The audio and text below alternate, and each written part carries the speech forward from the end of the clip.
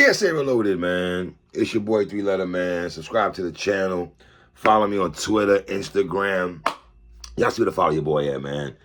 Y'all see the title of this particular blog, man. Let's talk about it, man. I'm going back to the 90s right quick. Yes, I'm going back to the 90s. A subject that, I'm going to tell you what brought up the subject. I was having a conversation with one of my homies, and we were talking about the East Coast, West Coast feud back in the 90s, right? And my boy's from Cali, right? He lives here in Florida. So, we're going back and forth to the barbershop, having a conversation about it, this, that, and the third. And then, he gave me his perspective from a person that lived in California, right? In the 80s and 90s and early 2000s. And I'm coming from a quote-unquote New York perspective. It is made for a very dope conversation. And you learn so much on how he felt and how I felt. Obviously, we're young dudes at this time as the East Coast, West Coast wars are going on. And it's hearing him and how he sounded, how he felt that, and let's be honest, I'm from New York, and I would admit it, that when New York was on top, they really gave everyone they asked to kiss. It's just the truth. So when people try to mush New York sometimes and kick them when they down, they make sure they go in that bag, right? Now, the conversation me and my bro was having was how big was the East Coast, West Coast beef in the 90s? Was it, I can't say it was good for hip hop because, if you want to say magazines and media made it for what it was, but we lost 2 lives in this. We lost Biggie and Tupac and other people that we probably don't even know, underground people that we don't know about, who lost their lives because of the East Coast, West Coast wars. But I'm saying Biggie and Pac because I'm watching the Cardinals and Raiders game right now. This is crazy. But I'm saying this right now because, as a New Yorker, I'm going to give you how I looked at it from a New York bias. Maybe if you want to go in that bag, it's fair to say. I feel a lot of West Coast brothers have the bias also. Hey, listen, is it bias where you're from, your region, how you talk? Is it really bias or that's where you're from, right? Now, before Andre 3000 said the South has something to say at the 95 Source Awards, even Uncle Luke and them, they from Miami and everything like that, they did have their problems, issues with Snoop and Dre. You go to Chronic, right? And what do you have? Dre Day, when Dre and Snoop are taking shots at Uncle Luke and everything, right? But the rivalry, and it's so funny. We say East Coast, West Coast. Dog, it's really New York versus California. No matter how we try to throw the East Coast in there, it wasn't like Boston, Philly, Delaware, and it was New York City versus LA. That's what it really was, right? So when they go into that bag of East Coast, West Coast, that's what it really was. Now, if memory serves me right, I believe there's something brewed, obviously, I think, at a Jermaine Dupri party where Suge and Diddy got into it. Hence, Diddy's bodyguard and Suge's homie get into it. I believe someone got assassinated or shot, pardon me. And I believe that's where it hence, even though I can go into a whole deeper bag. So calm and boys, relax. I'll talk about Tim Dog in a second. Let's get into that bag in a second, right? Now, I remember, and listen, to go into the bad boy death row conversation, that goes without saying, right? That era, that beef, the Source Awards, everything like that. But I'll take it back to the DJ Quick. I could take it back to DJ Quick. He had a song called Penthouse Player Click, right? Where he was coming at the East Coast dudes. Now, Tim Dog, really, if you want to get technical, was really the first rapper where he said F Compton. Like he had a joint called F Compton. And before Big, before Hove and all that, before other guys like Mobb Deep and all these songs came out taking shots at the West Coast, Tim Dog was the first one to take shots at brothers from Compton. And that's hence why the brothers from Compton, the MC8s of the world, because he's from Compton was wanted, when he was like, can I say, what he said on the DVD thing? Can I say F Tim Dog on here? And what he said, yeah, you can F Tim Dog, right? The first gangster rapper I heard in hip hop is Ice-T. I think a lot of times, we don't give Ice-T his props in terms of hip hop music and what he meant for the West Coast and gangster rap in a whole in hip hop, right? He was the first gangster rapper I heard to be on wax. And from a hip hop perspective, the Too Shorts of the world, the E40s of the world, like you get introduced to those brothers. And NWA, of course, NWA came on the scene. And if you want to say they crushed the buildings, you can say that also, right? We all know hip hop has started in New York City. And like I said, the egotistical, braggadocious side of New York felt like, hey, what are y'all doing over there in the West Coast? And the West Coast brothers are putting their own twist to how they look at hip hop, right? Yeah, New York started in the Bronx, New York City, but it touched so many other places, right? And hence, Common Sense song, I used to love her. When people said, I see, she went to the West Coast, and da-da-da. People did not like when Common made that particular line. Like, what are you talking about? She came to the West Coast and got, like, if I was a West Coast brother, I wouldn't like the comment, the comment. I wouldn't like the comment that Common Sense made it. That's what his name was, Common Sense. Truthfully, I went around with like Common Sense, that's all. When Common made that joint on I Used to Love Her, the West Coast brothers looking at Common like, yo, dog, really? And this Common is a Chicago brother saying this, right? Like, how dare you go into that bag, So yeah, the West Coast probably felt like they talk is different, the slang is different, the G-Funk and all that. Even though Eric Sermon did mess with the G-Funk on the East Coast, but that's a different story also. I know y'all act like New York didn't rock with G-Funk, but Eric Sermon was doing that from an East Coast perspective, just like Dre was doing it from a West Coast perspective. You know what I mean? I always say, look at Cypress Hill. I'm going to give you Cypress Hill. And the reason I'm saying Cypress Hill, right? When Cypress Hill first came on the scene and they gave us How to Kill a Man and Hands on the Pump, Sword Up, Shotgun, Hands on the Pump, we're going to do the jump, la la la la la la. Shout out to Sin Dog and all that, DJ Muggs and all that, Be Real. But when they first came out, right, their videos were in New York City. I didn't know for a while, not that it mattered at the time, but in 91, I believe, when they came out, I didn't know those brothers were from New York City. I didn't know those brothers from California and everything like that. Their videos were in New York City. Remember when Ice Cube, this is the time Ice Cube left NWA, and that's when NWA had the Niggas for Life, which I think to this day, everybody goes straight out of Compton is the best NWA album. I don't agree with that at all. I think the best NWA album will always be Niggas for Life album. The MVP on that was MC Ren. Let's be real on that.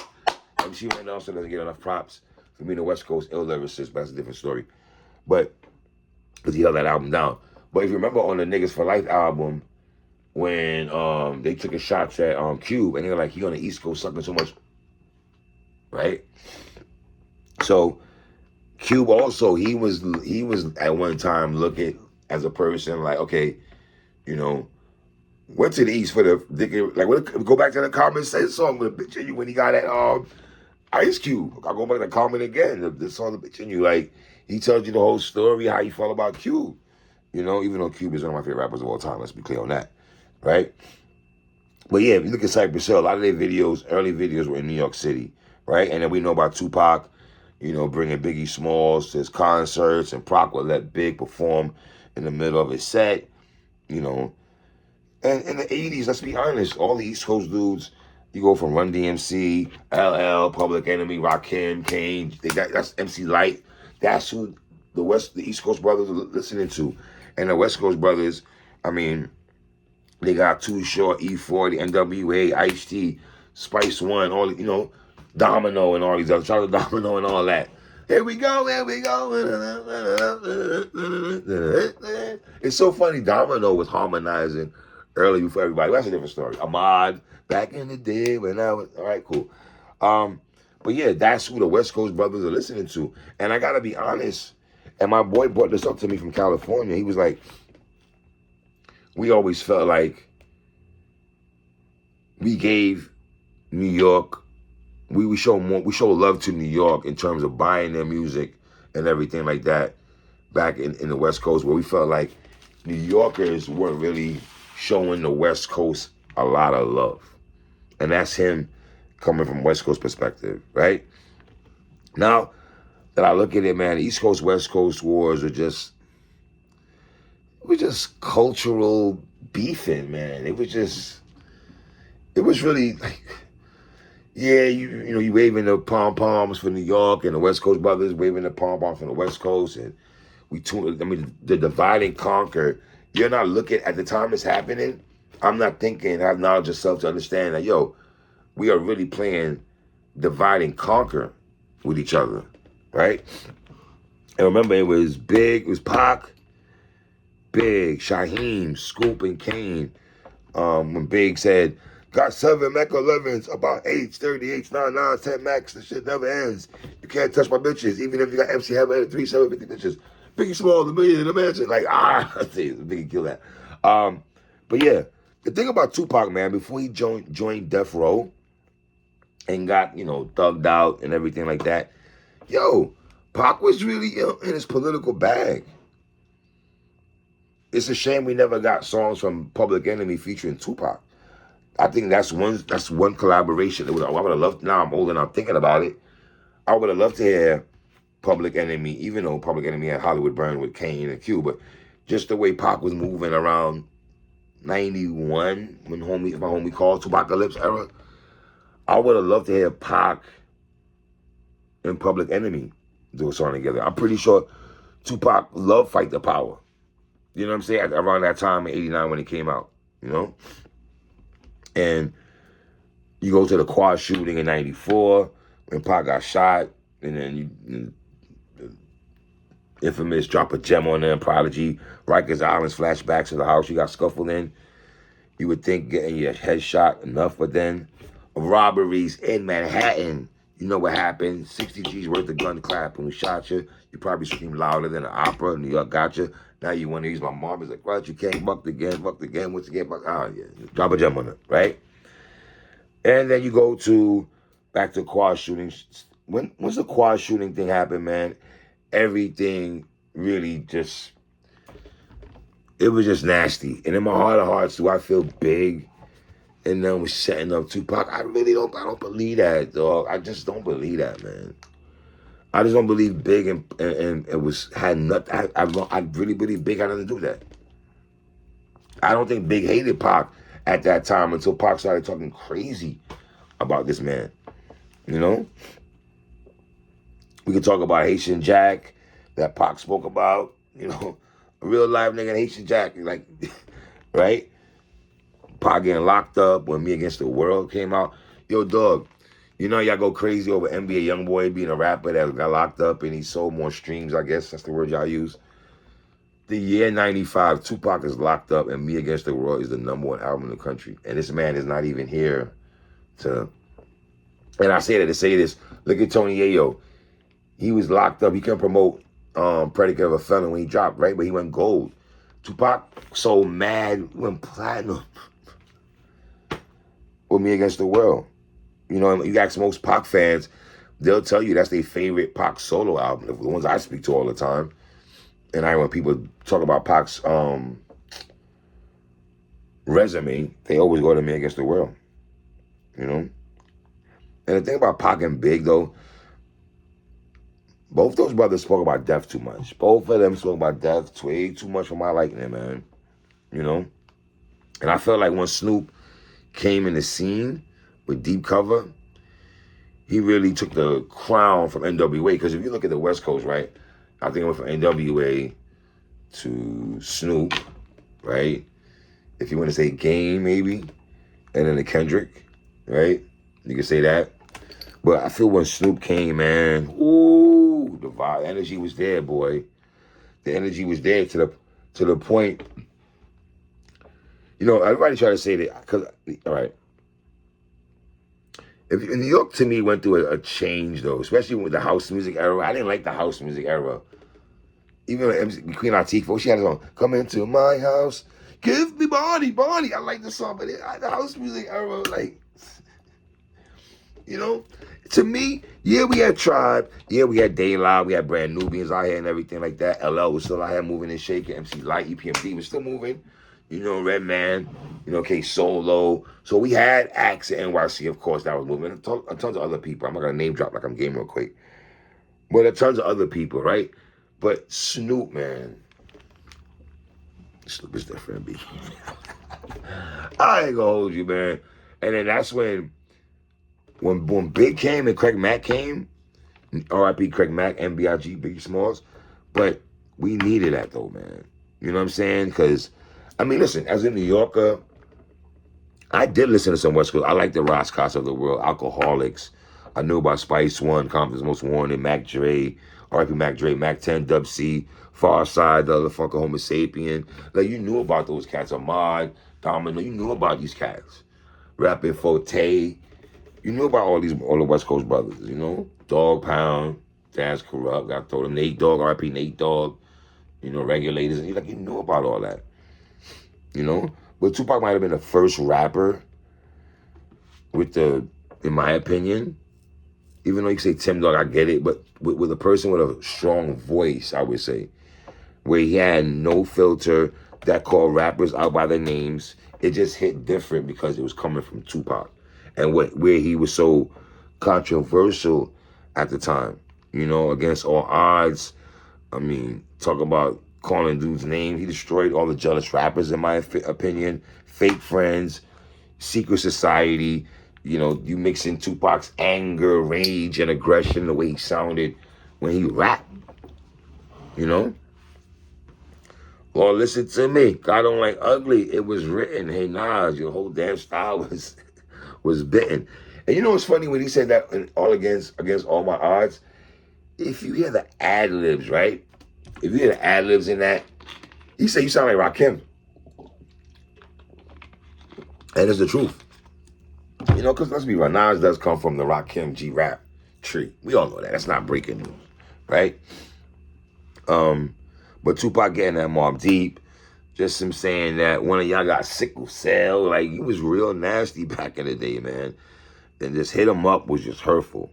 As a New Yorker, I couldn't ride with that song. I gotta keep it honest, man. When that song would come on, I would have the side eye.